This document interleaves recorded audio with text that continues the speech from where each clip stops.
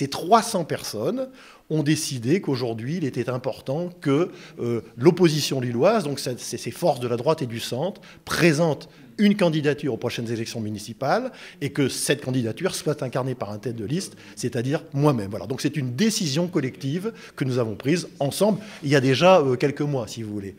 Dans un premier temps, on m'avait demandé d'aller voir si parmi les autres candidats potentiels, les autres partis potentiels candidats aux élections municipales, il pourrait y avoir des rapprochements. J'ai fait ces démarches. Aujourd'hui, parmi ceux que nous avons contactés, notamment La République En Marche, on sait qu'ils n'ont pas encore choisi leur candidat tête de liste. Donc nous, on a décidé de ne pas les attendre et de se lancer dans la campagne électorale. On est en campagne en réalité depuis le 31 mars 2014. Le lendemain de notre défaite, on pensait déjà 6 ans plus tard. On a assumé nos responsabilités.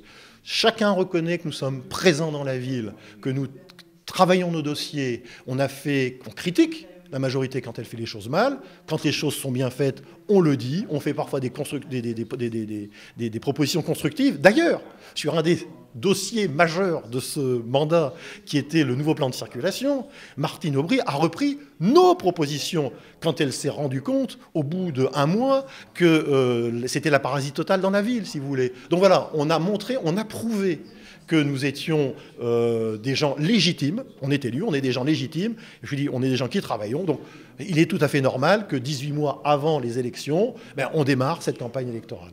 Il faut du temps pour préparer un projet, il faut du temps pour convaincre. Et comme nous sommes sur la place, c'est évidemment plus facile pour nous. Cette ville, elle n'est pas propre. Les touristes qui y viennent le disent. Les déjections canines, on en voit tous quand on se promène.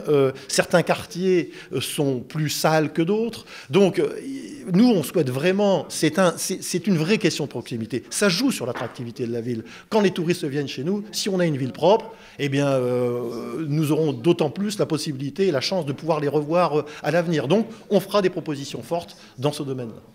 Aujourd'hui, il est clair que notre ville est de moins en moins sécure. On le voit tous les jours. Il y a plus de vols, il y a plus de délinquance, il y a plus de trafic de drogue.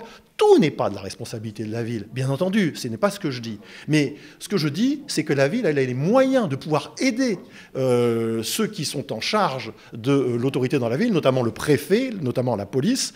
On a des moyens pour pouvoir les aider à combattre la délinquance. C'est par exemple en généralisant la vidéosurveillance, ce qui n'est pas le cas aujourd'hui dans notre ville. Donc nous avions déjà cette proposition à 4 ans. Il est évident que nous souhaitons à nouveau mettre en place cette proposition.